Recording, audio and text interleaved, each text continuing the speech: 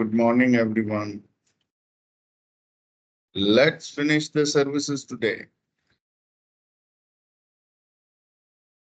थोड़े से प्रोटोकॉल और बचे हैं, जिनमें से एक प्रोटोकॉल है TFTP.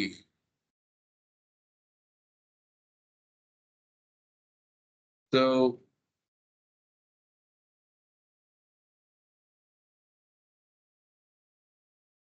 एक सेकंड.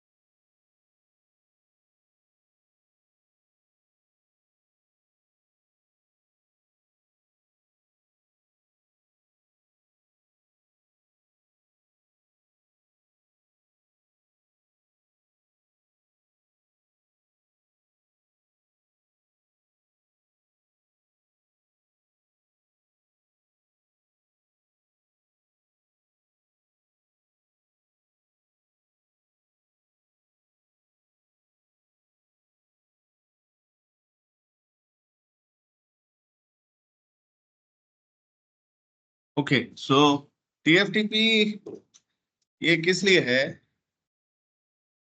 ये एक प्रोटोकॉल है फाइल ट्रांसफर करने के लिए. FTP या TFTP, इन दोनों में से किसी का भी इस्तेमाल कर सकते हैं. और FTP एक TCP बेस्ड प्रोटोकॉल है, TFTP UDP बेस्ड. आपके किसी भी डिवाइस से, ये मेरा नेटवर्क है मान लीजिए, और इस इंटरनेट या WAN, another router, another LAN. ये मेरी कंपनी के दो ऑफिस हैं, दोनों की कनेक्टिविटी है, और इन दोनों में कम्युनिकेशन अगर मुझे करवाना है तो मैंने करवा दिया. राउटिंग वगैरह आती है मेरे को अब, है ना, हमने पढ़ी ली. जितने भी ये डिवाइस है ना, राउटर 1, राउटर 2, स्विच 1, स्विच 2, और भी बहुत सारे डिवाइस होंगे भाई. फायरवॉल भी होंगे, डिस्ट्रीब्यूशन स्विच भी होंगे, कोर स्विच भी होंगे. इन सभी डिवाइसेस के कॉन्फ़िगरेशन का बैकअप मैं किसी भी कंप्यूटर में ले लूं. किसका बैकअप? कॉन्फ़िगरेशन का बैकअप, है ना. तो ये तो लेना पड़ेगा ना. हर कुछ हफ्तों बाद हम लोग के कंपनी के जितने भी डिवाइस होते हैं, उन सभी डिवाइसेस का कॉन्फ़िगरेशन बैकअप लिया जाए. कि अगर मान लो ये डिवाइस फेल हो गया तो इसकी जगह दूसरा लगाएंगे, तो उसके अंदर कॉन्फ़िगरेशन क्या डालेंगे? तो बैकअप लेके रखोगे तो एज इट इज वही कॉन्फ़िगरेशन डाल. Configuration backup. या फिर अगर मुझे इस राउटर के ऊपर जो ऑपरेटिंग सिस्टम चल रहा है 12.2, उससे मेरे को अपग्रेड करना है, मान लो 15.2 पे। तो ये अपग्रेड कैसे होगा? आपको इस अपग्रेड को परफॉर्म करने के लिए कुछ स्टेप्स फॉलो करने पड़ेंगे। और वो स्टेप्स क्या होंगे? सबसे पहले तो आपके इस पीसी में ये 15.2 इमेज होनी चाहिए, कंप्यूटर में आपके इमेज होनी चाहिए। और उसके बाद दूसरा स्टेप, तो ये एक तो डाउनलोड इमेज,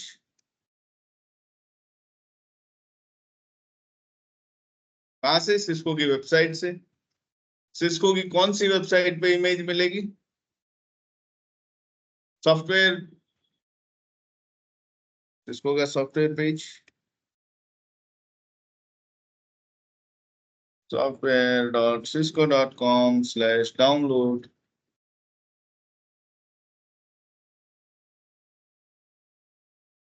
ठीक है, सॉफ्टवेयर डाउनलोड। इस सॉफ्टवेयर डाउनलोड पेज पे आपके राउटर का मॉडल डालिए, है ना? तो राउटर का मॉडल, राउटर का सीरीज, कौन से सीरीज का राउटर है? तो जैसे कोई एक सीरीज बताओ राउटर की। 2900 का कौन सा मॉडल? 2911 आ गया इधर। 2911 इंटीग्रेटेड सर्विसेज राउटर, ISR। चलिए, iOS सॉफ्टवेयर, इस पे क्लिक कीजिए। ये आगे भाई साहब सॉफ्टवेयर वर्जन इसके 15.7.3, 15.6.3, है ना? जो स्टार लगी हुई रिलीज है, वो रिलीज कौन सी रिलीज कहलाती है? स्टेबल या रिकमेंडेड रिलीज। आप ये पढ़ेंगे अगर, मैसेज जो दिख रहा है इसमें, Cisco suggested release based on software quality, stability and longevity,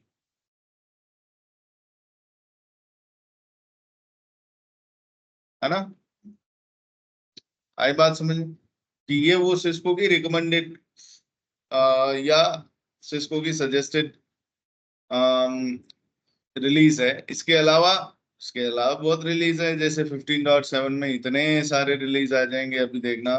ये देखो 15.7 में इतने सारे वर्जन है। 15.7.3 M, 15.7.3 M1, M2, M3, M4 ऐसे करके रैम 8 तक। 15.6 वाले सीरीज में भी खूब है। एक टी ट्रेन चल रही है, एक एम ट्रेन चल रही है। टी के अंदर कितने सारे हैं, एम के अंदर इतने सारे हैं। ये इतने सारे सॉफ्टवेयर बनाता ही क्यों है भाई सिस्को? क्यों बनाता है?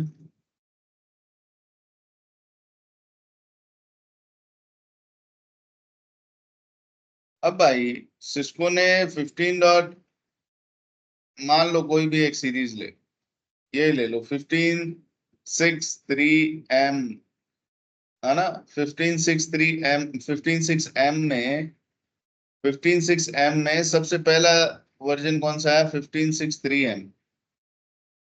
इसमें जो फीचर आए थे ना, वही के वो फीचर आपको इसमें मिलेंगे 15.6.3 M9। सेम फीचर, फीचर का फर्क ही नहीं है।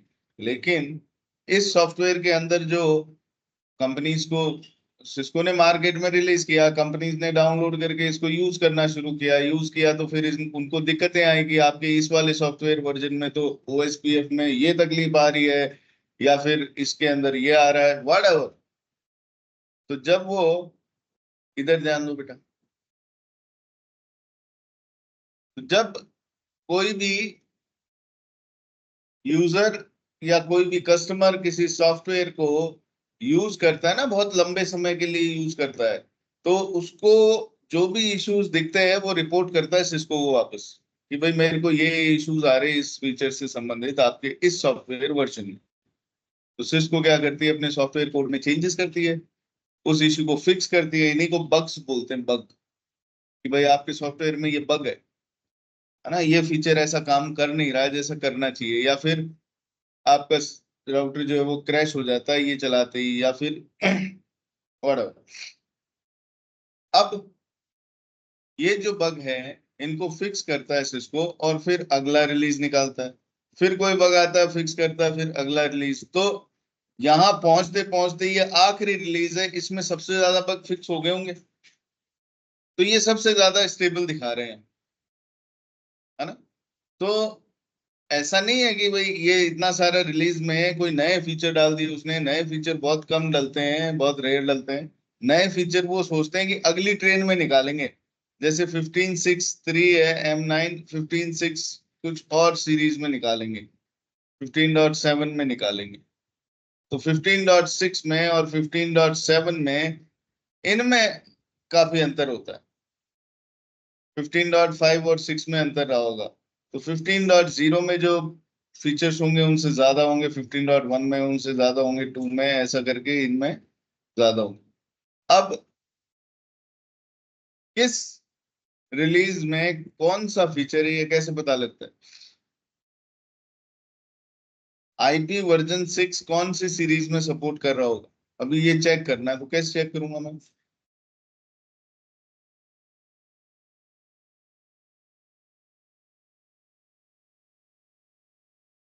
IP वर्जन 6 कौन से रिलीज में, कौन से सॉफ्टवेयर रिलीज में, 15.7 में, 6 में, 5 में, 4 में, या फिर जो मैं डाल रहा हूँ उसमें क्या IPv6 का फीचर है क्या? ये वाली रिलीज में क्या IP वर्जन 6 है?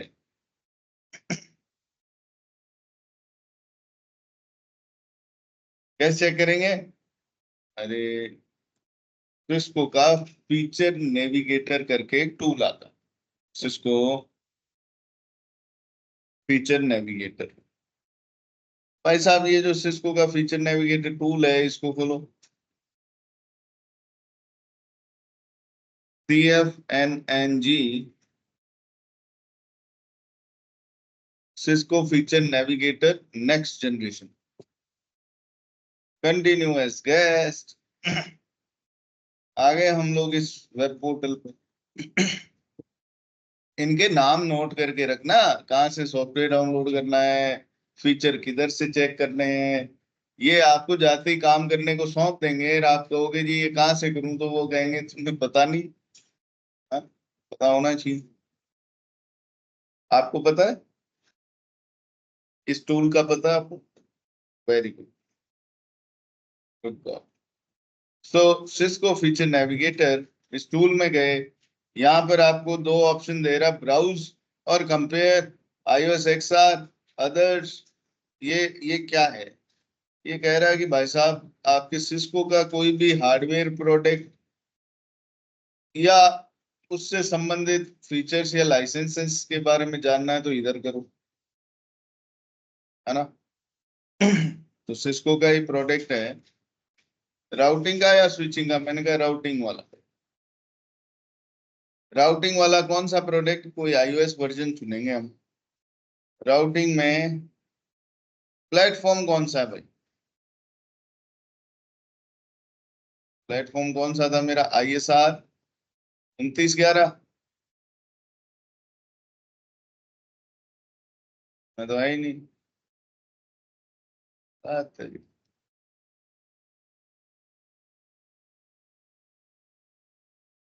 इसमें नहीं है। जो जो प्रोडक्ट ऑब्सोलीट हो गए हैं, जिनका एंड ऑफ लाइफ हो गया, वो नहीं आते। ISR ये है 4321, ये ले लेते हैं। कौन सा रिलीज? तो बोले इस पे iOS XE रिलीज ही चलता है। तो iOS XE रिलीज में कौन सा चलाने वाले हो? तो 16.6.9 चला लेंगे, 16.9, 17, वट एवर, कोई भी आपको एक रिलीज सेलेक्ट कर लो। जैसे 17.42 ब्राउज।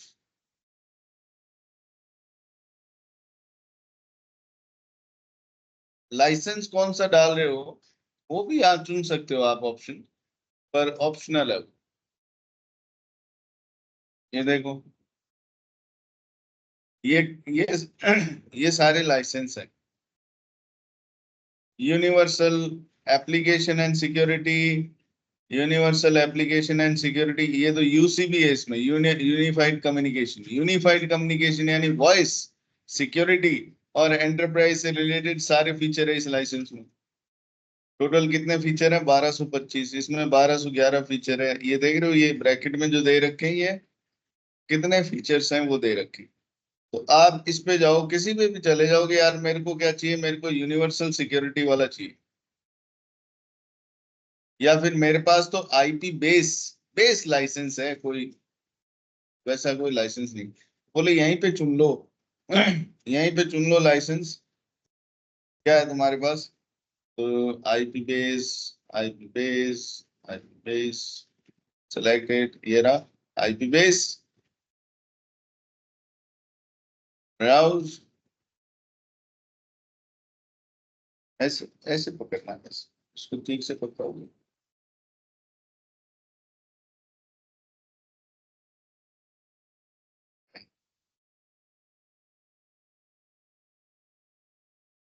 थोड़ा सा बाहर निकाल। हम्म।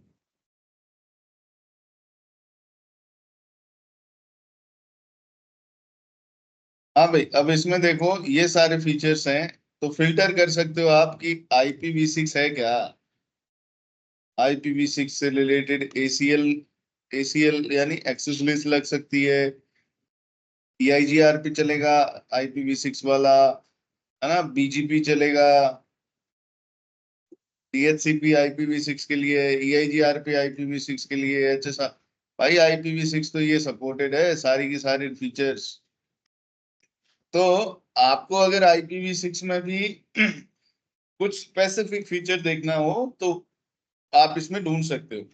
कंपनी कहे कि IPv6 में टनलिंग GRE वाली बन जाएगी क्या, इस वाले में, तो आप देख लो, IPv6 टनलिंग GRE पे बन जाएगी, over IPv4, IPv6 over DMVPN, ये वो। भाई साहब ये टूल जो है ना, ये बहुत काम आने वाला है आप, ठीक है ना।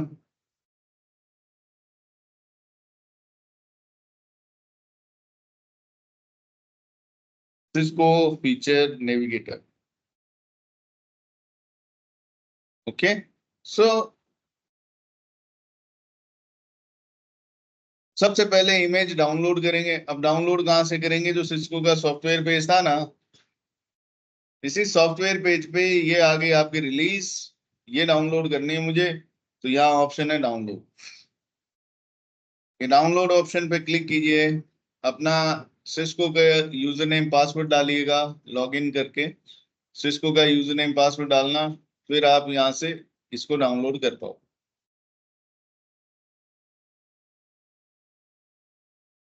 ठीक है ना।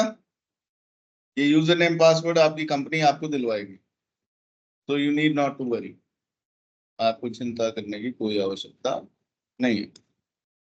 इमेज डाउनलोड होने के बाद आपको उस इमेज को इस राउटर के फ्लैश मेमोरी में डालना है। iOS किधर होता है? iOS होता है फ्लैश मेमोरी में। तो सेकंड स्टेप में क्या करना है कि इस iOS को इधर फ्लैश मेमोरी में डालना है, और इधर डालने के लिए कोई ना कोई प्रोटोकॉल तो चाहिए ना, फाइल को इधर से इधर ट्रांसफर करना है, तो TFTP या FTP का इस्तेमाल कर सकते हैं। आमतौर पे इस काम के लिए हम TFTP का इस्तेमाल करते हैं, ठीक है ना। FTP से भी हो सकता है ये काम, कोई प्रॉब्लम नहीं है, इसका भी कर सकते हैं, पर TFTP इज वेरी सिंपल, ठीक है। UDP बेस्ड है, बट इट्स गुड। जब तक यूज नहीं कर रहे हैं तब तक समझ नहीं आता है, यूज करेंगे तो it's really nice. Now TFTP server एक एप्लीकेशन है जो आपको यहाँ डाउनलोड करके डालनी है। TFTP सर्वर करके एक एप्लीकेशन आती है, किसी भी कंपनी में जाओगे तो उन्होंने ले रखी होगी, नहीं ले रखी है वो कहते हैं अरे हमने तो ले ही नहीं रखी यार, अब तुम आए हो तुम ही बताओ। तो आप फ्री में डाउनलोड कर सकते हो, कितनी उपलब्ध है। सोलर विंड्स की TFTP डाउनलोड कर सकते हो। TFTP 64 ये डाउनलोड कर सकते हो। है ना। फिर फ्री TFTP जब करके डालोगे ना तो खूब डाउनलोड करने के ऑप्शन आ जाएंगे। तो ये हमें यहाँ डालना पड़ेगा। तो install a TFTP server software in laptop, ये दूसरा स्टेप है। तीसरा स्टेप, कॉपी iOS या जो भी सॉफ्टवेयर है iOS XE software file to routers flash, router की फ्लैश मेमोरी में कॉपी कर दो भाई ये iOS की फाइल। कहां से? TFTP सर्वर से। नंबर 4, कॉपी हो गई। अब यहाँ पर एक कैच है। कैच क्या है भाई? कि ये जो फाइल आपने यहां से कॉपी करी है, ये कॉपी करने के टाइम पे R1 आपको एरर दे दे कि भाई यहाँ तो फ्लैश मेमोरी का साइज इनसफिशियंट है, फ्लैश मेमोरी में जगह ही नहीं है, वो कह देगा। पहले से एक ऑपरेटिंग सिस्टम चल रहा है भाई इस पे, दूसरा आप जो इसमें कॉपी करवा रहे हो काफी बड़ा ऑपरेटिंग सिस्टम है, इसकी फ्लैश मेमोरी में आ नहीं पा रहा। तो या तो आ जाएगा या फिर आ नहीं पाएगा। फ्लैश मेमोरी की साइज पहले चेक कर लेनी चाहिए ना अपने को।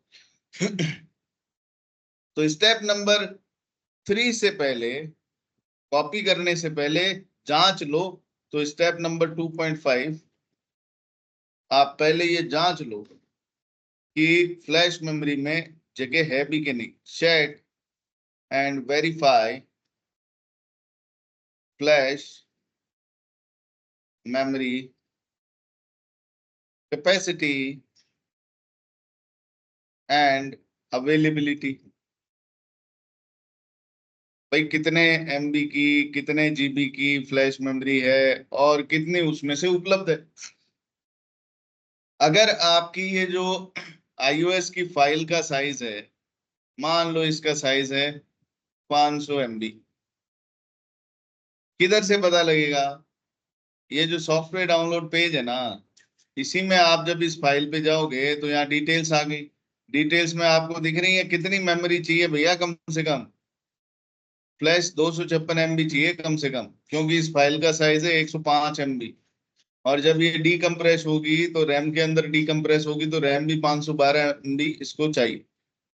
तो ये जो सॉफ्टवेयर डाउनलोड पेज है, इस पे जाओगे तो यहाँ पर ये सारी जानकारी उस पर्टिकुलर रिलीज के लिए दे देगा जिसको आप डाउनलोड करना चाहते हो। ये रिलीज कब आई थी, सिस्को ने इसको कब रिलीज किया था इस सॉफ्टवेयर को? तो उसकी रिलीज डेट 9 मार्च 2021 ये रिलीज। और ये कहलाता है MD5 चेकसम। जब मैं सॉफ्टवेयर को डाल दूंगा मेरे राउटर में या स्विच में, तो डालने के बाद में एक MD5 वैल्यू चेक करवाऊंगा। क्या पता ये जो सॉफ्टवेयर मैंने डाउनलोड किया है ये करप्ट हो गया हो, ये फाइल करप्ट हो गई हो डाउनलोडिंग के टाइम पे। तो अगर आपका iOS वर्जन आपने यहाँ पर जो डाला है, डाला क्या है, कॉपी तो किया है, तो जो ये कॉपी किया है ये सही है क्या? तो आप क्या करते हो, आगे एक स्टेप आएगा उसमें इसका वेरिफिकेशन करते हो, MD5 या SHA वेरिफिकेशन, उस पे आते हैं अभी। ये समझ में आया? चेक किया मेमोरी और अवेलेबिलिटी, अगर अवेलेबल है तो डायरेक्ट कॉपी कर ही दो। और या फिर ये कहेगा कि अवेलेबल नहीं है, जगह कम है, अभी जगह ही कम है, तो भाई जो पहले वाला iOS है उसको रिमूव करो और फिर नया डालो। जगह तो तभी बनेगी ना फ्लैश में, पुराना iOS को हटाना पड़ेगा तभी नया डलेगा उसमें, नहीं तो कैसे होगा? तो जगह बनाने के लिए पुराना iOS डिलीट करना पड़ेगा, और पुराना iOS डिलीट करने से क्या ये राउटर बंद नहीं हो जाएगा चलते चलते? नहीं होता। फ्लैश में से iOS रिमूव किया है, यही वो iOS है जो बूट होने के टाइम पे डीकम्प्रेस होके और लोड हुआ था किसमें, इस राउटर की रैम में। तो रैम में चल रहा है वो अभी, फ्लैश से उड़ा दिया तो कोई दिक्कत नहीं है। हाँ, उड़ाने के बाद में रीस्टार्ट किया, रिबूट किया, तो फिर ये राउटर लोड नहीं करवा पाएगा, क्योंकि फ्लैश में तो iOS है ही नहीं। तो रीलोड नहीं हो जाना चाहिए भाई। तो आप रिमूव तो कर दो फ्लैश में से, लेकिन जगह बनाने के लिए, लेकिन रीलोड अगर किसी कारण से राउटर आपने कर दिया ना तो प्रॉब्लम हो जाएगी। तो बोले ठीक है, अब तो रीलोड तभी करेंगे जब इसमें ऑपरेटिंग सिस्टम होगा। मतलब ये कि आपके जो TFTP सर्वर से इधर फाइल ट्रांसफर कर रहे हैं, तो पहले आप चेक कर लो इसमें कितना मेमोरी अवेलेबल है। अगर आपके उस फाइल के साइज से ज्यादा है, उधर क्या कह रखा है 256 MB चाहिए, इसमें 256 अगर उपलब्ध है तो ठीक है, कॉपी कर दो डायरेक्ट। नहीं है तो पुरानी iOS की फाइल को फ्लैश में से डिलीट कर दो, है ना। Delete iOS file, old iOS file from flash. ठीक है जी। और डिलीट करने के लिए कमांड क्या होती है, अब भी बताते हैं। डिलीट कमांड होती है, डिलीट कमांड। तो ये हो गया, कॉपी हो गया यहाँ तक। फिर 2.5 मतलब पहले डाउनलोड किया, फिर TFTP सर्वर सॉफ्टवेयर इस पीसी में डाला, फिर ये राउटर में चेक किया मैं कि भाई फ्लैश मेमोरी में कितना जगह उपलब्ध है, और फिर उपलब्ध होने के बाद कॉपी कर दिया इस ऑपरेटिंग सिस्टम की फाइल को फ्लैश में राउटर, किसके थ्रू, TFTP सर्वर के थ्रू। अब अगले स्टेप्स, नेक्स्ट स्टेप क्या है, कॉपी हो गया फ्लैश में iOS, राउटर में जाके शो फ्लैश कमांड चलाएंगे। शो फ्लैश कमांड चलाएंगे तो ये बता देगा कि फ्लैश मेमोरी में फला फला iOS वर्जन आपका आ गया 17.2.5 वट। ठीक है भाई। अब क्या करें, अब इस राउटर को बता दें कि भाई तुम अगली बार जब बूट होगे तो इस iOS वर्जन से बूट होना, तो नया वाला। अब इस फ्लैश के अंदर जगह थी, तो पुराना iOS भी रखा है और नया भी डल गया। तो अब ये जब भी बूट होगा नेक्स्ट टाइम, तो कौन से iOS से बूट हो, इसमें तो आगे वर्जन एक 16.2 भी है, एक नया डाल दिया, पुराना तो 16.2 है, नया 17.2 है। तो अब ये नेक्स्ट टाइम बूट हो तो किससे बूट हो, 17.2 से। तो आपको क्या करना पड़ेगा, बूट सीक्वेंस इसमें डालना पड़ेगा। तो ग्लोबल मोड पे जाओ कॉन्फिग करके, और यहाँ बूट कमांड है, बूट सिस्टम। कैसे बूट करना है रे, फ्लैश, फ्लैश में जो iOS का फाइल है उसका नाम दे दो, दैट्स इट। ये कमांड चलानी है, बूट सिस्टम, और फिर पाथ दे देना है जो बूट जिस फाइल से करवाना है। एग्जिट, एग्जिट करके इस कॉन्फ़िगरेशन को कर दो सेव।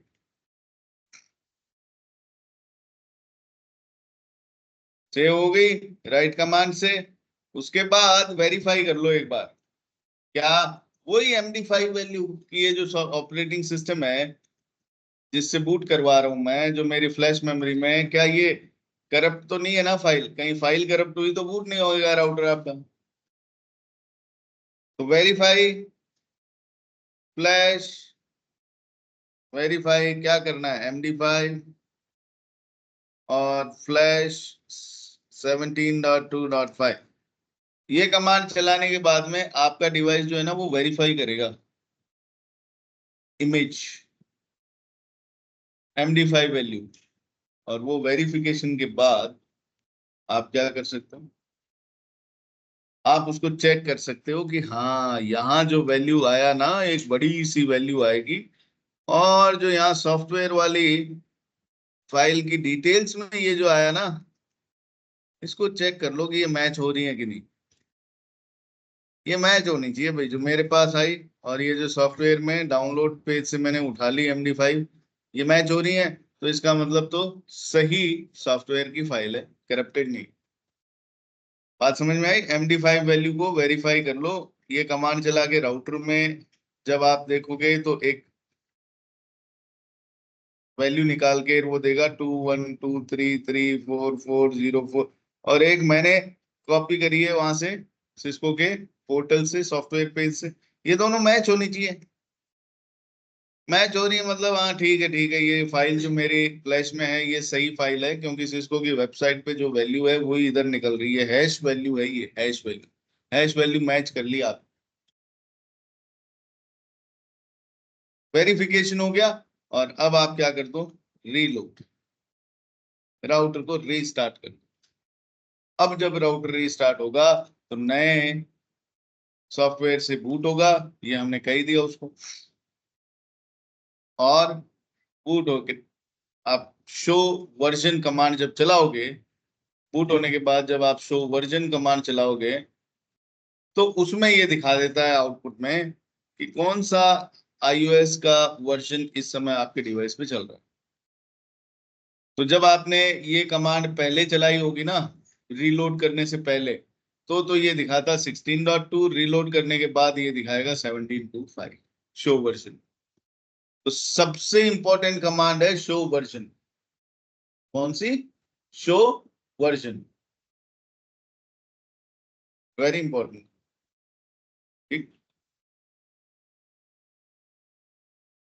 तो ये फ्लैश में प्रोसेस समझ में आया? हाँ जी। फ्लैश मेमोरी में सर स्पेस है, ये कैसे चेक करने के लिए क्या कमांड है सर?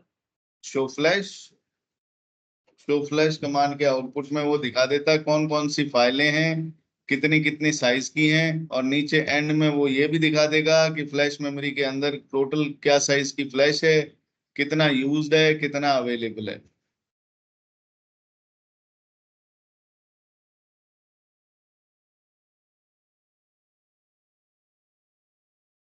ठीक है, आई बात समझ में? चलो, तो इसकी लैब करेंगे? अभी नहीं। तो यही काम FTP सर्वर से भी हो सकता था। ये जो पीसी है यहाँ पर आपको FTP सर्वर बना लो इसको, TFTP की बजाय। और आप जब कॉपी करो, ये जो स्टेप नंबर 3 है, ये स्टेप नंबर 3 में जब कॉपी करोगे iOS को इधर से इधर, तो कॉपी के समय आप राउटर को एक कमांड लगाते हो। कौन सी कमांड? ये जो स्टेप नंबर 3 है इसके लिए कमांड क्या लगाएंगे? स्टेप 3 के लिए कमांड है, राउटर पे जाके कमांड लगाएंगे कॉपी। कहाँ से कॉपी करनी है? TFTP सर्वर से। कौन सी फाइल? 17.2.5। किधर कॉपी करनी है? फ्लैश में। ठीक है, जैसे ही एंटर मारोगे ये आपको पूछेगा अच्छा जी रिमोट सर्वर का IP बताओ। यानी जो TFTP सर्वर है उसका IP क्या है? मैं कह दिया यार मेरे इस डब्बे का IP क्या था, इसका IP मान लो 10.1। मैंने कहा जी 10.1.1.1। अच्छा अच्छा अच्छा, फ्लैश के अंदर इस फाइल को किस नाम से डालूं? फ्लैश में, यानी कि destination file name, source file name तो यहाँ डाल दिया मैंने 17.2.5। डेस्टिनेशन फाइल नेम क्या डालूं? वही मैंने कहा 17.2.5। ठीक है जी, एंटर मारोगे तो कॉपी शुरू हो जाएगी फाइल। ऐसे ऐसे एक्सक्लेमेशन, जैसे पिंग में आता है ना, सक्सेसफुल पिंग में ये एक्सक्लेमेशन साइंस आना शुरू हो जाएंगे। और ये इसी बात का संकेत है कि कॉपी होना शुरू हो चुका है डेटा। अगर इसकी जगह डॉट डॉट डॉट डॉट आए, मतलब फाइल उठा नहीं पा रहा TFTP सर्वर से किसी कारण से। हो सकता है आपने फाइल नेम गलत दिया हो सकता है आपने IP गलत दिया।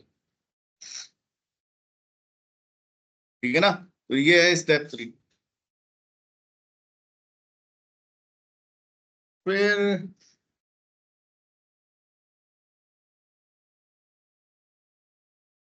दैट्स इट, या दैट्स इट। तो यहाँ पर आप TFTP की जगह FTP भी दे सकते हो, अगर FTP सर्वर है तो आपको इतना ही चेंज करना है। राउटर पे कोई अलग कमांड नहीं लगती है। TFTP की जगह FTP दे दो।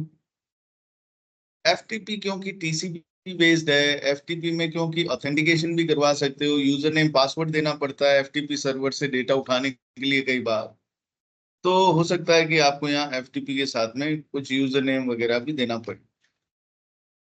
ठीक है जी। ये सब चीजें अभी एक कोर्स आएगा MCSA, उसमें ढंग से पढ़ना, बहुत शानदार कोर्स। चलिए अगला टॉपिक, टीएफटीपी के बाद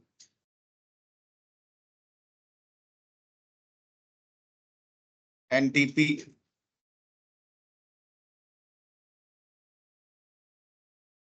व्हाट इज एनटीपी? क्या होता है? Network time protocol. Network time protocol. तो नेटवर्क में, आपके नेटवर्क में जितने भी डिवाइस होते हैं वो सभी डिवाइसेस का by default time local time चलता है। जो भी इस डिवाइस पे हो रहा होगा, स्विच पे या राउटर पे, टाइम वही दिखाएगा आप। अभी मैं क्या चाहता हूँ कि मेरे नेटवर्क में जितने भी स्विचेस है, अब जैसे मेरा नेटवर्क कंपनी का कैसा होएगा, मेरी कंपनी का नेटवर्क कुछ कुछ ऐसा होएगा। ये है जैसे net, can you see it? है ना? तो इसमें क्या है, इसमें ये कुछ आपके एक्सेस स्विच हैं, है ना, कुछ आपके इसके अंदर और दैट, हाँ, तो ये जैसे आपके स्विचेस है, एक्सेस स्विचेस। इसके बाद कोर या डिस्ट्रीब्यूशन स्विच होंगे, उसके बाद फायरवॉल लगा होगा, उसके बाद राउटर होगा, उसके बाद इंटरनेट है। ये जितने भी डिवाइस हैं मेरे नेटवर्क में, इन सभी डिवाइसेस को टाइम चाहिए, एक सही समय। जैसे मेरे मोबाइल में इस समय 9:14 हुए, आपके में भी इतने ही हुए होंगे। ये कैसे संभव है? ये कैसे संभव है? मेरी जो दीवार पे घड़ी लगी है उसमें तो हमेशा 2-4 मिनट ऊपर नीचे चलता है समय, सही समय तो उसमें आता ही नहीं। दीवार पे घड़ी देखी है आपने? देखी है आपने घड़ी? देखी घड़ी? घड़ी घड़ी देखी है क्या आपने?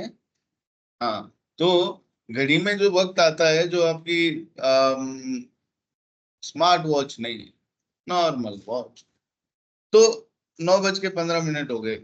इस कंप्यूटर में भी 9:15 हो रहे हैं, आप लोगों की घड़ियों में भी 9:15 हो रहे होंगे, है ना? सो सिम सेम टाइम। कैसे है भाई ये? किधर से मिल रहा है ये टाइम? मैंने तो नहीं इस कंप्यूटर में टाइम दिया है अभी तक, कॉन्फ़िगर नहीं किया है। आपने भी अपने मोबाइल में टाइम नहीं दिया होगा। पहले वाले मोबाइल्स में मैनुअली देते थे हम लोग टाइम। आजकल क्या है, सर्विस प्रोवाइडर कहता है क्या मैं ही सेट कर दूं तुम्हारे इसका टाइम। तो एयरटेल ने, रिलायंस ने, वीआई ने, जिसका भी कनेक्शन हमने ले रखा है, वो सर्विस प्रोवाइडर ने आपके इन मोबाइल्स के ऊपर टाइम सेट कर रखा है। कौन से प्रोटोकॉल है जिसकी वजह से ये टाइम आपके पास अपडेट हो जाता है मोबाइल में? एनटीपी। एनटीपी। तो आपके नेटवर्क में भी ऐसा ही है, जितने भी डिवाइस है उन सब पे सेम टाइम चाहिए मेरे को। क्यों चाहिए? अपना अपना सब में कमांड है ना, क्लॉक सेट, उससे सबका टाइम सेट कर दो। बोले मैं कर तो दूंगा, लेकिन उसमें फर्क आ जाएगा ना, मिली सेकेंड्स का, सेकेंड्स का। भाई वो फर्क कई एप्लीकेशंस या कई प्रोटोकॉल्स को काम करने में मुश्किलें पैदा करता है। कई तो ऐसे एप्लीकेशन होते हैं जो आपकी मिली सेकेंड्स, माइक्रो सेकेंड्स भी सेम होने चाहिए डिवाइस पे। अगर टाइम मिसमैच हो रहा है ना, तो वो काम ही नहीं करते। टाइम सेंसिटिव एप्लीकेशंस वो काम ही नहीं करेंगे, तो क्या करें फिर? एनटीपी। एनटीपी से क्या समाधान मिलेगा कि मेरे नेटवर्क में किसी भी डिवाइस को एक एनटीपी सर्वर बना दो। जैसे ये स्विच है, इसके साथ एक पीसी लगा दो और उसको बना दो एनटीपी सर्वर। उससे उसके ऊपर जो टाइम है, वो टाइम बाकी डिवाइसेस को बोलो कि भैया तुम टाइम तुम्हारा किससे उठाओ, इसका आईपी दे दो कि ये एनटीपी सर्वर है, इसका ये आईपी है, इससे तुम अपना अपना टाइम ले लो। तो जो उसमें बजेगा उतना ही सेम सारा सिंक्रोनाइज हो जाएगी क्लॉक, तो इन सब में भी सेम वही टाइम होगा जो एनटीपी सर्वर में हो रहा है ना। तो एनटीपी वापस आते हैं इधर। तो एनटीपी कैसे काम करता है अपने नेटवर्क में। ये मेरा राउटर है, ये स्विच है, ये मेरे पीसी हैं। मैं चाहता हूँ चाहे पीसी हो, चाहे स्विच हो, चाहे राउटर हो, चाहे फायरवॉल हो, वो सब के सब टाइम उठाए। तो मैंने यहाँ मेरे नेटवर्क में ही एक सर्वर बना दिया, एनटीपी सर्वर। भाई जो समय इसमें होगा ना, वही समय इन सब में हो जाए सेम। इन सब में वही टाइम चले जो इसमें चल रहा है। बोले इसमें सही टाइम चल रहा है उसकी क्या गारंटी। इसमें सही टाइम चल रहा है उसकी क्या गारंटी है कोई गारंटी है क्या? नहीं है। तो बोले फिर क्या? बोले इंटरनेट के ऊपर कई ऐसे एनटीपी सर्वर पड़े हैं जिन पे विश्वास किया जा सकता है, जिनमें एटॉमिक क्लॉक चल रही है। एटॉमिक क्लॉक मतलब ये जितने भी आपके सर्विस प्रोवाइडर हैं ना, ये इसी से टाइम उठाते हैं।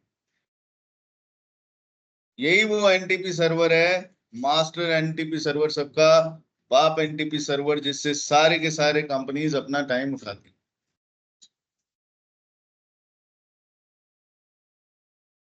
तो मैंने कहा कि मेरे नेटवर्क में एक एनटीपी सर्वर है, ये इससे ये सब टाइम लेंगे, राउटर स्विच पीसी। लेकिन ये किससे टाइम लेगा? ये तो खुद, मैं कहा ये तो सर्वर है, ये तो खुद इसमें सेट कर देंगे टाइम। बोले नहीं नहीं, इसमें भी तो टाइम का गड़बड़ हो सकता है ना। आप खुद सेट करोगे वो गड़बड़ है। आप किसी एटॉमिक क्लॉक से, किसी ऐसे एनटीपी सर्वर से जिसमें एटॉमिक क्लॉक चल रही है, उससे सिंक्रोनाइज हो जाओ। यानी कि मैं इन लोगों को तो कहूंगा कि भाई साहब तुम्हारा टाइम कौन देगा तुम्हें ये, और इसको कहूंगा कि तुम टाइम किससे ले लो भाई, इससे। बात समझ आई? तो इनका तो एनटीपी सर्वर हो गया ये वाला डब्बा, और इसका एनटीपी सर्वर हो गया ये वाला डब्बा। आई बात समझ में? तो मेरा सर्वर ये, उसका सर्वर वो। मैं तो स्टूडेंट हूँ, मेरा टीचर ये, इस टीचर का प्रिंसिपल ये। सिमिलर काइंड ऑफ हरार। बात समझ आई?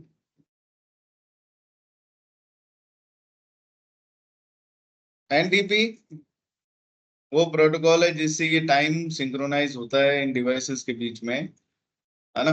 तो एनटीपी सर्वर हम लोग क्या करेंगे, हमारे नेटवर्क के किसी भी एक डिवाइस को एनटीपी सर्वर बना देंगे, राउटर को या स्विच को, और बाकी डिवाइसेस को बोलेंगे तू इसी से टाइम ले भाई। ठीक है ना। तो इसके लिए दो तीन कमांड चलानी पड़ती है, दो ही कमांड चलानी पड़ती है एक्चुअली, तीन भी। एनटीपी सर्वर पे जाके कह दो कि भाई तू तो एनटीपी सर्वर है, और जिसको टाइम दिलवाना है उसको बोलो कि ये एनटीपी सर्वर है, उसका आईपी बता दो एनटीपी सर्वर। बस काम खत्म। तो एनटीपी समझ में आया? इसका एक और नया वर्जन आया, पीटीपी। एनटीपी का ही एक लेटेस्ट जो वर्जन आया उसको पीटीपी बोलते हैं। पीटीपी, एनटीपी और पीटीपी। सो पीटीपी क्या है? ये बड़ा फास्ट है। NTP versus PTP.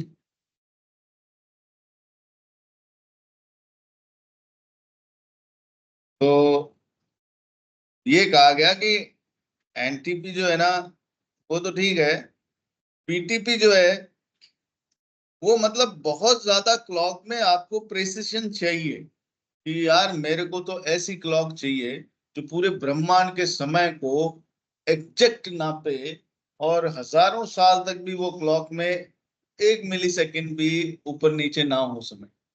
आपको पता है, आप दीवार की घड़ी को लगा देते हो टाइम लगा के, और फिर देखते हैं कुछ दिन बाद ये तो 5 मिनट पीछे हो गई या आगे हो गई, मतलब वो सही तरीके से चल नहीं रही है क्लॉक जो है ना, वो समय के साथ काम नहीं कर रही है। तो ऐसा होता है कई बार हमारे हर घड़ी में, ये होता है कि वो कितना भी एक्यूरेट हो, उसमें एक लिमिट होती है एक्यूरेसी की। ये जो रोलेक्सो की, ये जो इतने जो रोलेक्स और ये जो महंगी महंगी राडो और ये ओमेगा, ये जो क्लॉक्स आती है ना, स्विस वॉचेस, स्विट्जरलैंड की जो वॉचेस हैं वो इतनी फेमस क्यों है? क्योंकि वो इतनी बेहतरीन तरीके से डिजाइन की गई होती है, उसका मैकेनिज्म, कि वो प्रिसीजन लेकर चलती है घड़ियां। वो घड़ियां जो है ना, वो ये कहते हैं वो दावा करके कि 500 साल भी चलेगी आपकी ये घड़ी, तो आपके इतना पॉइंट समथिंग समथिंग समथिंग मिली सेकेंड, इतना ही फर्क पड़ना है बस। तो इतना एक्यूरेट हमारा इस घड़ी का अब डायल है। मतलब उसके नीचे जो उन्होंने बना रखा होगा ना मैकेनिज्म, वो इतना बेहतरीन तरीके से बना रखा। सो ये पीटीपी जो है ना, ये किस लिए, ये ज्यादा एक्यूरेसी चाहिए तो उसके लिए। ये सब micro seconds and even nano second level तक की एक्यूरेसी ले आता है ये। तो इट इज गुड, ज्यादा प्रिसीजन के लिए। हाँ, बहुत बढ़िया। फिर एक प्रोटोकॉल आता है, ये समझ में आया? पीटीपी समझ में आया? सर हम्म। ये एनटीपी सर्वर के सर एक बार कमांड बता देंगे, क्या क्या यूज करते हैं, राउटर पे क्या आहा, डालेंगे और एनटीपी सर्वर। रहा नहीं जा रहा, रुक जाओ 2 मिनट, अभी बता देते हैं। Packet tracer, open it. अच्छा, कोई क्वेश्चन भी आया था इसी दौरान।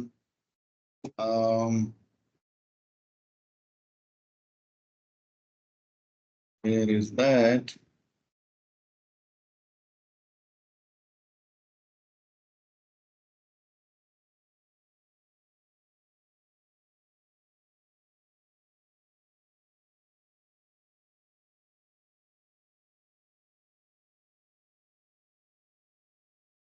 अपने पास है ना बनी हुई लैब?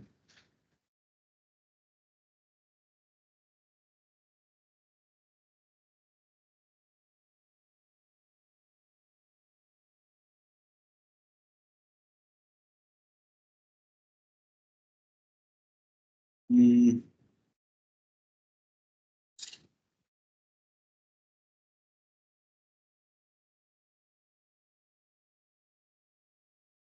हम्म। ये लैब देखी थी अपन ने कल, वही लैब यूज करी। ठीक है, तो ये राउटर के पास गए।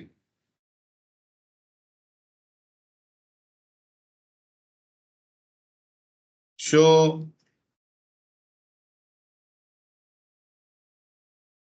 शो आईपी राउट, देखते हैं। हाँ, ये आरपी चल रहा है इनके बीच। Very good. Show clock, time देखो इसका, March 1, 1993, something something.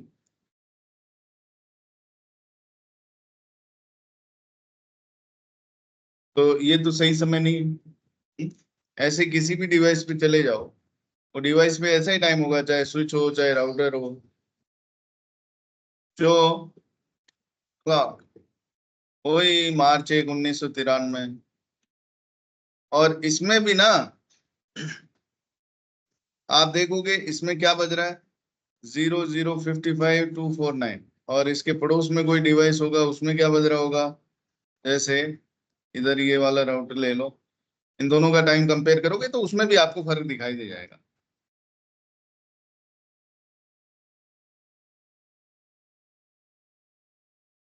Show clock, और इधर वाले स्विच में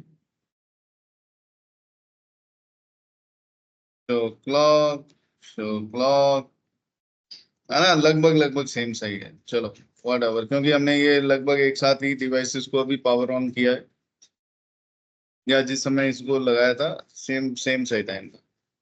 व्हाट एवर, मुझे तो सही टाइम चाहिए। अब मैं क्या करूं? अब मैं लंदन वाले राउटर को बना देता हूँ एनटीपी सर्वर, एनटीपी सर्वर। और बाकी जो जयपुर वाले, ये जो दिल्ली वाला और दुबई वाला राउटर है, इनको इसी से टाइम दिलवाता हूँ, लंदन वाले से। तो लंदन वाले राउटर पे कमांड क्या चलाएंगे? ये एनटीपी सर्वर है तो एनटीपी मास्टर, एंटर।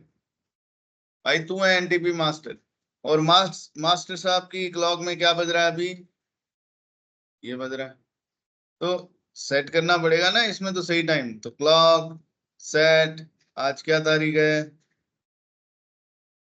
क्या टाइम है, 092700। कौन सा दिन है भाई, 7वां दिन है, जून का महीना है, 2024। एंटर। ठीक है जी। तो ये टाइम सेट कर दिया मैंने इसमें, लेकिन बाकी राउटर्स पे तो अभी टाइम किधर से, खुद का लोकल ही ले रहा है ना ये शो क्लॉक। इसमें अभी यही टाइम हो रखा है, इसमें भी अभी यही टाइम हो रखा है ना। क्यों, क्योंकि अभी इनको बताया नहीं ना एनटीपी सर्वर कौन है, टाइम किससे उठाना है, तो ये अपना लोकल टाइम यूज कर रहे हैं। Okay so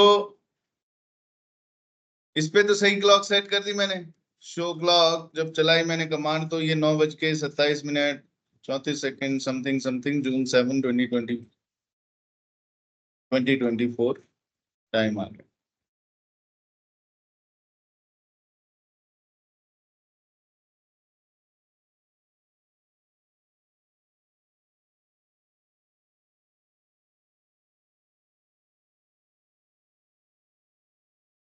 okay so show clock, अब एनटीपी मास्टर इसको मैंने बोल ही दिया, सर्वर बना रहे हैं जिसको एनटीपी वाला, उसमें और कुछ करने की जरूरत ही नहीं है। That's it. क्लाइंट पे जाओ, जिसको क्लाइंट बनाना है, और उसको बोलो कि सर्वर कौन है, एनटीपी सर्वर। सर्वर का आईपी क्या है भाई, एनटीपी सर्वर का आईपी 40.1.1.2, 40.1.1.2। इस पे जाके भी बोल दो।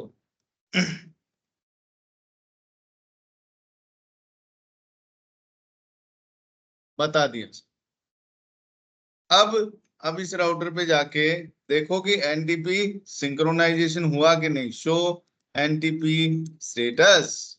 स्टेटस में ये कहेगा कि क्लॉक अभी क्या है, अनसिंक्रोनाइज्ड है, अभी सिंक्रोनाइज नहीं हुआ सर्वर से। आपने सर्वर की कॉन्फ़िगरेशन कर तो दी है भाई साहब इधर, लेकिन अभी सिंक्रोनाइज नहीं हुआ। मैंने कहा किधर है कॉन्फ़िगरेशन, दिखा, क्या देख रहे हो, नो रेफरेंस क्लॉक, अभी कोई रेफरेंस क्लॉक नहीं है। मैंने कहा शो एनटीपी एसोसिएशंस, तो ये कहेगा 40.1.1.2 आपने दे तो दिया। ये जो दिख रहा है ना, ये इस साइन को क्या बोलते हैं, ये जो साइन होता है वेव का सा, इसको क्या बोलते हैं, आपके कीबोर्ड में है ना, एस्केप के नीचे, क्या बोलते हैं इस साइन को,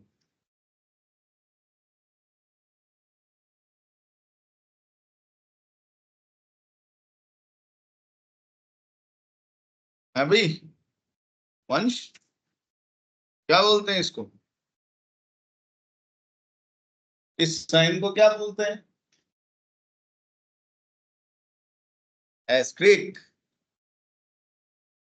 लगभग के लिए लगाते हैं ना हम हिंदी में, इंग्लिश में अप्रोक्सीमेट, अप्रोक्सीमेट।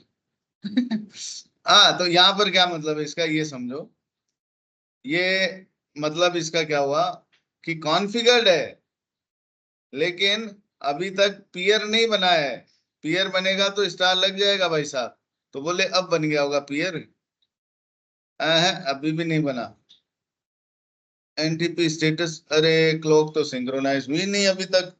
बोले ये क्या हो रहा है, एनटीपी लेगा समय, बहुत सारा समय, क्योंकि वो क्लॉक जो प्रोवाइड करवाता है ना सोर्स डेस्टिनेशन को, यानी सर्वर क्लाइंट को, तो वो क्लॉक एक बार दे दी, फिर ये एडजस्टमेंट करते हैं उसमें, फिर दे दी। क्योंकि मैं जब भेजा था तब मैं और तेरे पे जो रिसीव हुआ होगा टाइम, उसमें तो फर्क आ सकता है ना।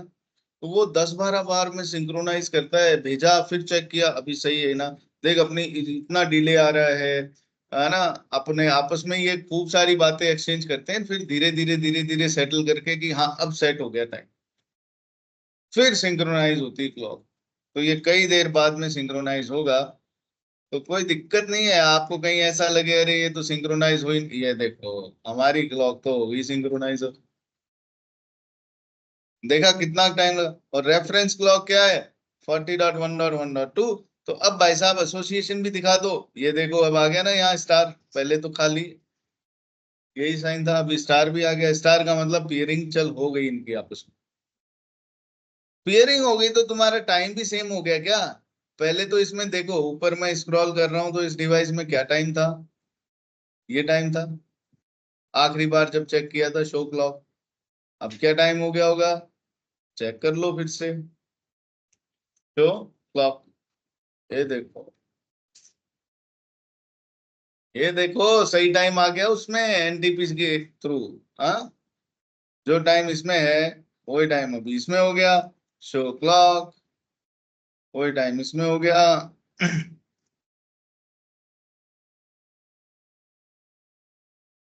Show clock. ये देखो, और वही टाइम इसमें हो गया, तो सब में ये टाइम सेम हो गया। एनटीपी, एक कमांड चलाई हमने सर्वर पे और एक कमांड चलाई हमने क्लाइंट।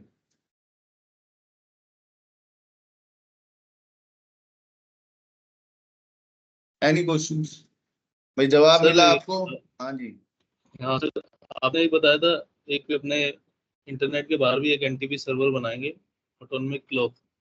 तो उससे इसको क्लाइंट बनाने के लिए इस पे भी वही कमांड डालनी पड़ेगी जो भी इस पे हाँ डाली है बिल्कुल बिल्कुल, वही कमांड इसमें डाल दो कि उसका। भाई तेरा मास्टर कौन है। तेरा मास्टर है एनटीपी मास्टर। अब जैसे निस्ट डॉट, देखो पब्लिक एनटीपी सर्वर, यहाँ जाओगे तो यहाँ आपको खूब सारे, ये देख रहे हो ये atomic clock this that, Google का भी है ना, कई सारे हैं। तो कोई सा भी आप यूज कर सकते हो। इसका सर आ, इसमें जैसे ये ये वाला आईपी कर क्या लेते डालेंगे हैं, जैसे सर्वर का। ये जो है ना national institute of standards and technology, तो इसका एक टाइम सर्वर है निस्ट डॉट जीओवी, टाइम डॉट एजी, टाइम डॉट बीजी डॉट निस्ट डॉट गिव। तो मुझे सिर्फ आईपी देने की आवश्यकता नहीं है इस सर्वर की, मैं नाम भी दे सकता हूँ। अपने आप डीएससीपी से डीएनएस से रिजॉल्व करवा लेगा मेरा राउटर, है ना। ये वाला सर्वर जनरली हम लोग यूज करते हैं, टाइम बीजी नेस्ट डॉट जीओवी। अब बोलिए। नहीं सर, मिल गया आंसर, मिल गया, यही था, यही पूछ रहा था मैं। हम्म, ठीक है। वो तो आपको कॉन्फ़िगर करना पड़ेगा अपने डिवाइस में। अगर टाइम जोन का मतलब आपका टाइम जोन डिफरेंट है, जो ये एनटीपी सर्वर का टाइम जोन अलग है और आपका टाइम जोन अलग है, तो आपको कॉन्फ़िगर करना पड़ेगा। दिल्ली में जाओ कॉन्टी, और यहाँ पर क्लॉक टाइम जोन करके कमांड है। टाइम जोन है आईएसटी, इंडियन स्टैंडर्ड टाइम। ये क्या है भाई, ये यूटीसी से प्लस 5.5 घंटे है ना अपना, तो ऊपर मालूम है ना ये, क्या कह रहा है, सिर्फ माइनस में ही लेगा क्या है ये, 5 मिनट्स। अच्छा, एंटर। तो टाइम जोन आईएसटी सेट कर दिया 5.5 घंटे। तो show clock, show clock detail, detail में ये बता दिया time zone is this, time source is this, और ये टाइम है। शो टाइम नहीं है, क्लॉक इसमें है ही नहीं वो कमांड, है ना। इसमें क्या करना पड़ेगा, शो रन ही देखना पड़ेगा आपको, इंक्लूड टाइम। तो आपको पता लग जाएगा, ये रहा साहब टाइम जोन आईएसटी 5.5 घंटा। टाइम जोन कमांड है, उससे टाइम जोन सेट कर। और बोलो। ऑल राइट, सो ये था एनटीपी। तीसरा चीज है सिसलॉग। सिसलॉग क्या है कि मेरे इन डिवाइसेस के ऊपर जितने भी लॉग में से जनरेट होते हैं ना, नेटवर्क में जितने भी राउटर्स हैं, स्विचेस हैं, फायरवॉल्स, इन सभी डिवाइसेस पे, एक्सेस पॉइंट्स, डब्ल्यूएलसी, इन सभी डिवाइसेस पे जो लॉग मैसेज जनरेट होते हैं, वो लॉग मैसेज जाके मेरे नेटवर्क में एक सिसलॉग सर्वर बना रखा, लगा रखा मैंने, सिसलॉग सर्वर। तो ये सारे के सारे लॉग्स जो आपको यहाँ दिखते हैं ना राउटर के कंसोल पे, ये जो राउटर का कंसोल है, इस पे जो भी आपको दिखते हैं ना मैसेज, जैसे मैं यहाँ इंटरफेस गिग 0x0 पे जाके शट डाउन कर दूं, ये मैसेज आया ना, ये मैसेज इधर नहीं जाएंगे, ये मैसेज कहाँ जाके स्टोर होंगे अब, सिसलॉग सर्वर, है ना। नो शट डाउन करूंगा तो फिर से कुछ मैसेज आएंगे। तो ये काम इसलिए जरूरी है क्योंकि ये मैसेज तो आपको तभी दिखेंगे ना जब आप इसके सामने इसको कंसोल के सेशन को खोल के बैठे हो। अगर ये बंद है तो अब जो लॉग आ रहे हैं वो दिखेंगे थोड़ी अपने को। अब अगर इंटरफेस कोई डाउन हो गया तो वो दिखेगा थोड़ी लॉग मेरे को। तो मैंने कहा मैं तो घर चला जाता हूँ शिफ्ट करके, रात को सोता हूँ, सुबह आता हूँ, तो मेरे को ये चाहिए कि रात भर में कोई लॉग तो नहीं आए। अगर मुझे चेक करने तो किधर चेक करूंगा, सिस लॉग पे। अगर आपका ये लॉग सर्वर बना रखा है तो सारे के सारे लॉग इसमें आ जाते हैं। तो इसमें जाके चेक कर लूंगा कि अच्छा किस किस डिवाइस के से क्या क्या लॉग मैसेज आए, और अगर कुछ क्रिटिकल लॉग मैसेज आया तो मैं उस पर तुरंत संज्ञान लेके एक्शन लूंगा। हम्म। तो ये सिसलॉग सर्वर का काम है, आपके नेटवर्क में जितने भी डिवाइसेस हैं उनका सेंट्रलाइज लॉग मैनेजमेंट सर्वर है। ठीक है, तो ये सिसलॉग सर्वर है। इसको कैसे कॉन्फ़िगर करते हैं, ये डिवाइस पे जाएंगे। अब जैसे ये तीनों डिवाइसेस हैं दुबई, पहले तो आपके नेटवर्क में लॉग सर्वर कौन सा है इनमें से, तो बोले सर्वर लगाएंगे। यहाँ गए, ये रहा सर्वर, ये नेटवर्क में मैंने लगा दिया सर्वर। हेलो जी। अब ये सर्वर कौन कौन सी सर्विसेज दे सकता है, इसकी क्या कैपेबिलिटी है, खोलो इसको, सर्विसेज में जाओ। ये HTTP सर्वर बन सकता है, DHCP server, DHCP version 6, TFTP server, DNS, syslog server, देख रहे हो syslog server, AAA, NTP server बन सकता है, ये email server, FTP server, IoT server, VM management, radius, इतने सारे सर्विस दे सकता है ये सर्वर। भाई मुझे तो सिसलॉग सर्वर चाहिए अभी। क्या बनाना है इसको, सिसलॉग सर्वर। तो पहले इसका आईपी तो दे दो, बोले आईपी दे दो। किधर है ये, 50 नेटवर्क में है, तो इसका आईपी क्या DHCP से दिलवा दूं, क्योंकि मैंने तो DHCP सर्वर बना रखा है, ये मिल गया 50.3 आईपी। लेकिन सर्वर्स का आईपी जनरली हम लोग स्टैटिक देते हैं, क्योंकि ये आईपी बदलना नहीं चाहिए। बाकियों को बताएंगे ना सबको कि तुम्हारा सिसलॉग सर्वर है 50.1.1.10, अब ये बदल गया, DHCP से मिल रहा है तो कल बदल सकता है आईपी।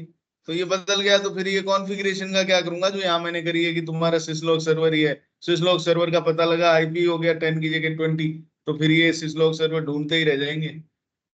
तो इसलिए जितने भी सर्वर्स हैं उनके आईपी रखते हैं हम लोग सभी हमेशा फिक्स्ड। 50.1.1.100 इसका गेटवे हो गया। आई बात समझ में? अब ये पीसी क्या सभी राउटर से रीचेबल है, चेक कर लो। पिंग 50.1.1.10 है पिंग, वेरी गुड। इस राउटर से भी पिंग हो ही रहा होगा 50.1.1.10, हो रहा है पिंग। सो रीचेबल तो है भाई साहब, है ना सब जगह से, इससे तो होगा ही होगा, इसका तो है डायरेक्ट कनेक्ट। अब इसमें कॉन्फ़िगरेशन करेंगे, तो यहाँ पर ना चार तरह की कॉन्फ़िगरेशन, मतलब दो तरह की कॉन्फ़िगरेशन है। वंश, ये जो आपने इसमें लिखा है ये दिखाओ, दिखाओ इधर लाओ। इधर लेकर आओ कॉपी, चेक करवाओ। हाँ चेक करवाओ।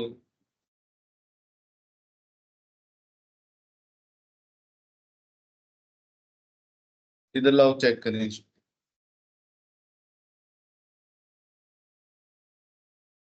और लाओ, और पेन भी लाओ, पेन यहाँ पर आओ। ये क्या बनाया है ये, बताओ जरा। हम्म, हाँ ये क्या है ये जो आपने बनाया मकड़े से? ये देखो, ये ऐसे ऐसे ऐसे और ऐसे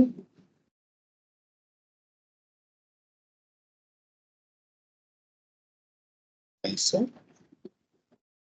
और ऐसे।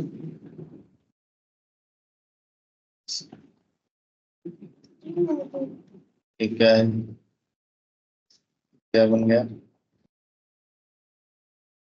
क्या बना, बोलो बोलो। ये दिया। हाँ, और ये कौन है?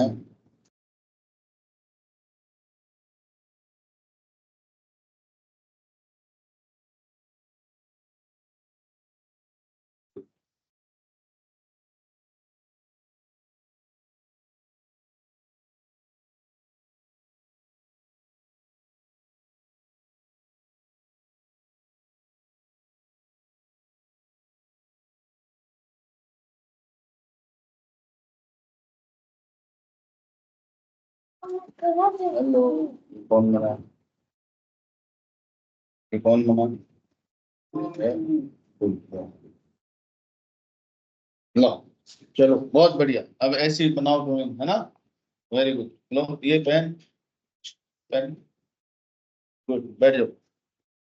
ऑल राइट, सो 50.10 इसका आईपी है, और इस आईपी को हम लोग कॉन्फ़िगर कर देंगे सिसलॉग सर्वर के आईपी के जैसे सभी डिवाइसेस पे। तो डिवाइस पे जाओ, यहाँ पर कमांड चलाओ। लॉगिंग देखो जनरली कहाँ होती है, लॉगिंग मतलब ये लॉग मैसेज जो ये दिख रहे हैं ना, ये लॉग मैसेज कहाँ आ रहे हैं, ये आपके राउटर के या स्विच के कंसोल पे दिखते हैं। तो आपको सबसे पहले तो इसको बोलना है कि भैया लॉगिंग जो है ना वो कंसोल में मत करे, नो लॉगिंग कंसोल, हटाओ, कंसोल पे लॉगिंग बंद करो। अब अगर कोई इंटरफेस डाउन हुई या कोई इंटरफेस अप हुई तो अब लॉग मैसेज नहीं आएगा। देखो इंटरफेस की 0/0, इसको मैंने किया शट डाउन, कोई लॉग दिखा?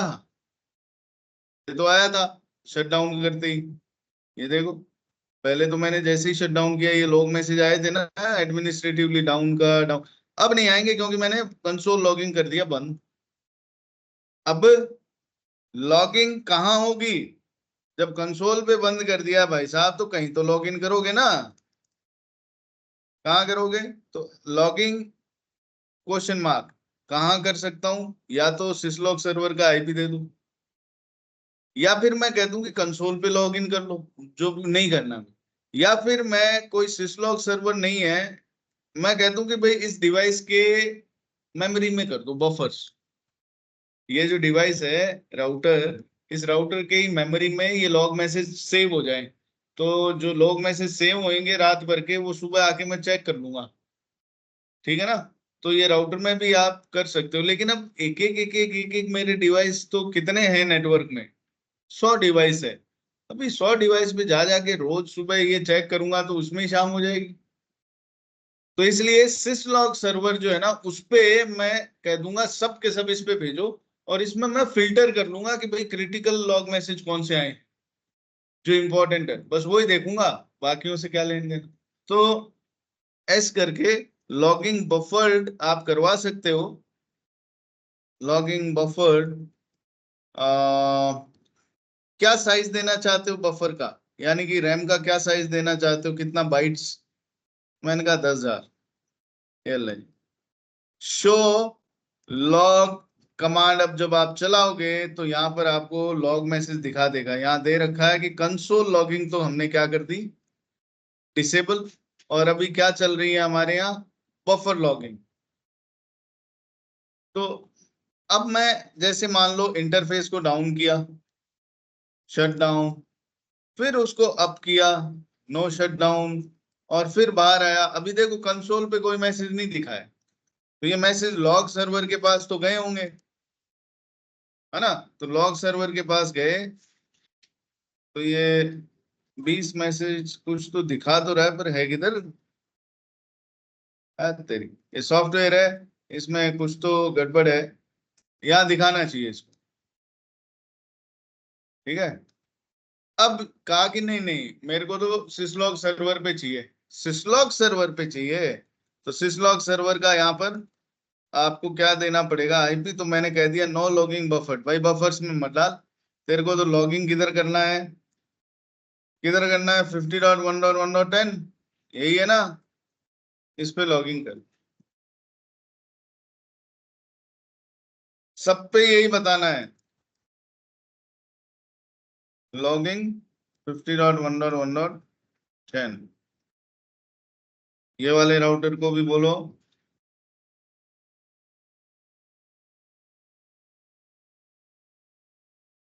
लॉगिंग 50.10।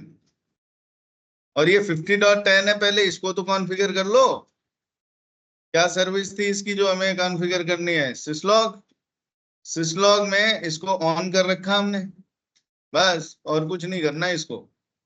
सिसलॉग पे क्लिक करो, देख लो कि ऑन है, ऑन है जी।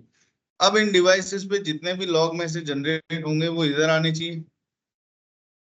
तो अब इन पे लॉग मैसेज जनरेट करवा लेते हैं। Interface gig 0/0 shut down, no shut down, and इस वाले पे भी जाके कुछ करवा लें, interface gig 0/0 no logging console नहीं किया ना इसमें। हाँ, तो interface gig 0/0 shut down, no shut down,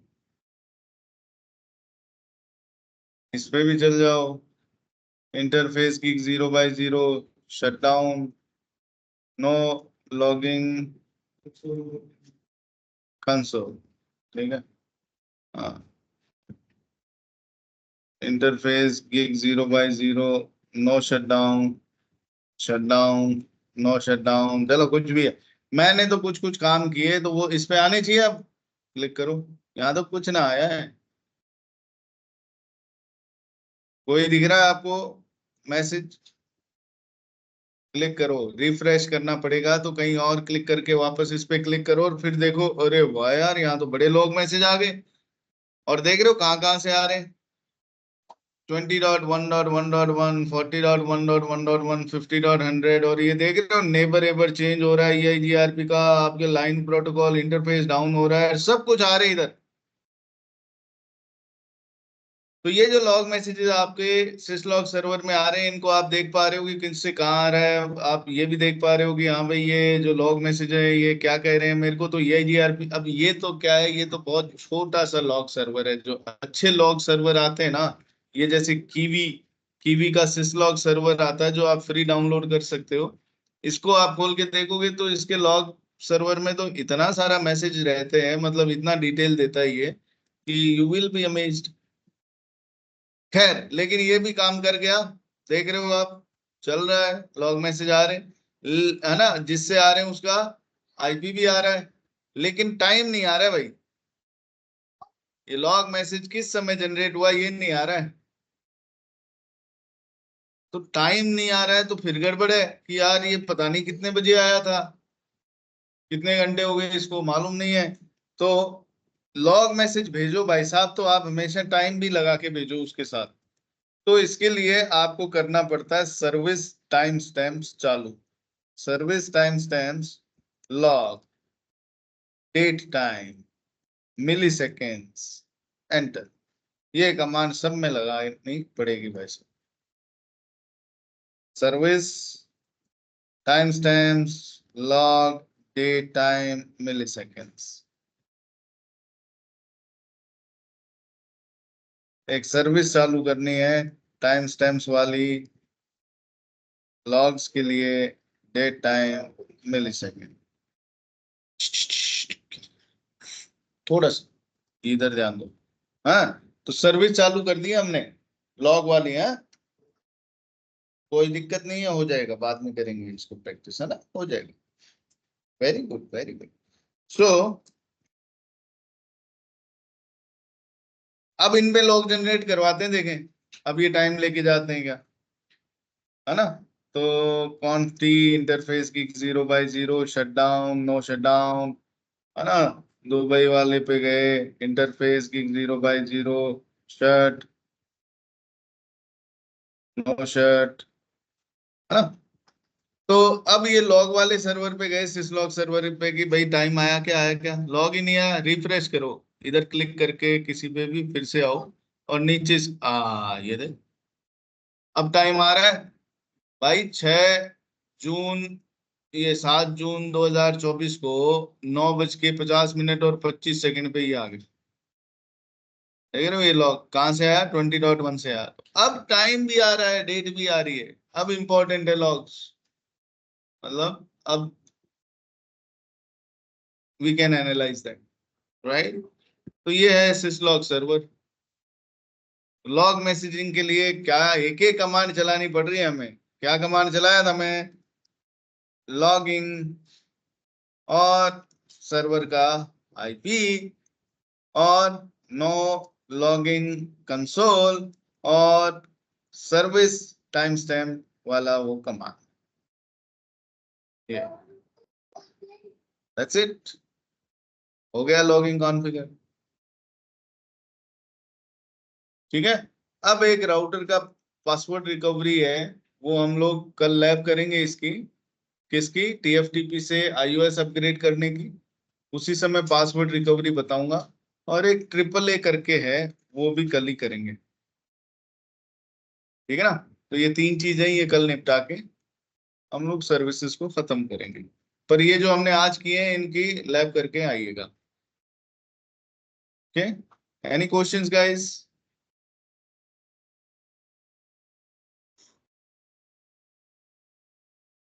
any questions?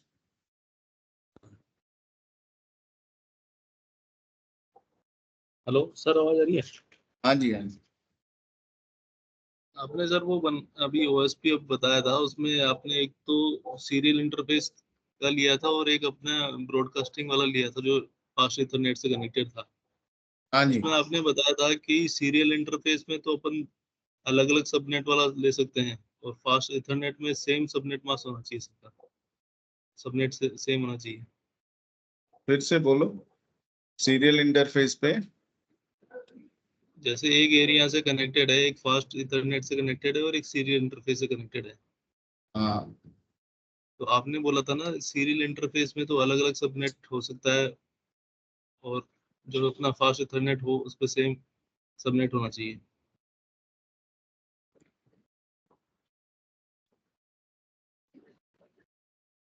अलग अलग सबनेट दो डिवाइसेस के बीच नेबर ही नहीं हाँ बनेंगे कभी, हो ही हाँ नहीं सर, सकता क्या ये तो। रीजन, क्या रीजन होगा सर, इसका रीजन क्या होगा? किसका? क्योंकि सीरियल इंटरफेस पे तो अपन अलग सबनेट का लगा रहे हैं, जैसे /30 का लगा रहे हैं और /24 का लगा रहे हैं, तो वो ओएसपीएफ के नेबर बन जाते हैं। नहीं बनेगा ना बाबा, कहाँ बनेगा। आप मुझे ये बताएं कि अगर मान लो आपका 2 राउटर है, और 2 राउटर में दोनों जो आपस में कनेक्टेड है, तो एक राउटर पे आपने आईपी दिया 10.1.1.1/24, और दूसरे पे दिया 10.1.1.10/30, ये नेबर नहीं बनेंगे, सवाल ही नहीं उठता है। नहीं, मैं सर एवीआर राउटर से दोनों कनेक्टेड है उसकी बात कर रहा हूँ। एरिया किसके? बॉर्डर राउटर से कनेक्टेड है, एवीआर राउटर से दोनों कनेक्टेड है, दो इंटरफेस कनेक्टेड है एरिया बॉर्डर राउटर से। Wait, let me share my screen, और मैं बनाता हूँ, आप बताओ कि आप कैसा डायग्राम बनवाना चाहते हो। बताओ। ये एक राउटर है, सर ये ये AVR बना दिया अपन ने, एक AVR राउटर, इससे नीचे दो इंटरफेस से ठीक है, कनेक्टेड है, एक ये राउटर नीचे AVR है। है। हाँ, कौन से एरिया में? ये एरिया 0 है, ये एरिया 1 है। ये एरिया 1 कर लेते हैं, ठीक है सर। अब जो एरिया राउटर 1 से एक इंटरफेस है वो अपना हेलो, फास्ट इथरनेट से कनेक्टेड है। इधर एक राउटर है। हाँ, ठीक है सर। और ये फास्ट इंटरनेट से ये कनेक्टेड है। फास्ट और, हाँ, और नीचे ठीक एक है, राउटर है वो सीरियल इंटरफेस से कनेक्टेड है। इसके नीचे, नहीं, इसके नहीं सर, दूसरे इंटरफेस पे। इसके। हाँ, इस राउटर पे कोई सा भी इंटरफेस ले लो सर, नीचे हो रहा है उस पे ले लो। एक लैन नेटवर्क है नीचे, दोनों पे लैन नेटवर्क है। अच्छा, लैन नेटवर्क है, ठीक है। यस मैडम, और एक, वेरी गुड मॉर्निंग। बिल्कुल बढ़िया, आप बताएं।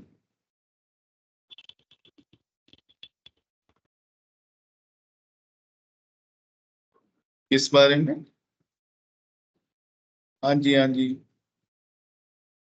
जी जी,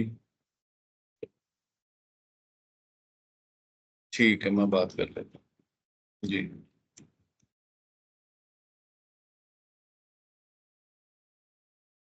वो बताता हूँ मैडम, ये हो जाए एक बार मेरे काम, उसके बाद I will work on that. ठीक, सॉरी अबाउट दैट। हाँ, तो ये दोनों में लैन नेटवर्क है, इधर चल रहा है क्या नेटवर्क? नहीं, कोई सा भी हाँ, नेटवर्क हो सकता है सर, /24 का चल रहा है, एक पे /30 का चल रहा है, हाँ, तो ये लेकिन सर एक बार। 10.1.1.0/24। यहाँ नीचे भी क्या लगे हुए हैं? होस्ट लगे हुए हैं या राउटर लगे हुए हैं? हाँ, नीचे तो होस्ट ही लग रहे हैं सर, नीचे होस्ट लग रहे हैं। हाँ, जैसे आपने फास्ट इथरनेट वाला एक फास्ट वाला कनेक्शन बनाया एक राउटर का सर, सीरियल इंटरफेस से कनेक्शन बनाना था इधर दूसरे इंटरफेस पे, इसी एरिया अगर एक में, राउटर लगा। हाँ, इसी एरिया में सर। ऐसे। हाँ, ऐसा। हाँ, तो मैं ये पूछना चाह रहा हूँ सर, यहाँ पर भी अगर फास्ट इथरनेट होता है तो इस पे सेम सबनेट देना पड़ेगा या डिफरेंट देते, 30 वाला देते तो अलग डिफरेंट देना होता? पड़ेगा ना। ये इंटरफेस कौन सा है राउटर का? 0/1 है, ये 0/0 था। ठीक अगर है यहाँ सर। फास्ट इंटरनेट इंटरफेस लेते तो हम्म। ये दूसरा इंटरफेस है ना। हाँ, इस पे 20 वाली IP से /30 लेंगे तो चल जाएगा ना सर?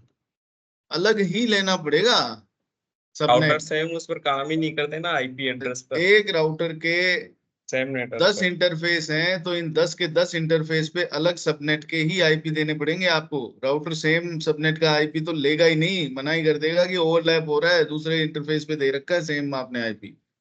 चाहे वो फास्ट इंटरनेट हो, चाहे वो सीरियल हो, कोई फर्क नहीं पड़ता राउटर को। ये सेम सबनेट का आईपी तो किसी भी इंटरफेस पे नहीं लेगा भाई।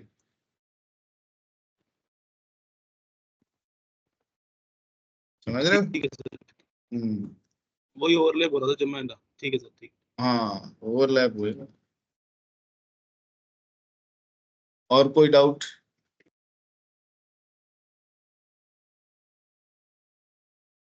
Alright then, that's it today for today. 10 बज गए आज, काफी लेट हो गए. Let's meet tomorrow, guys. Thank you so much for joining in.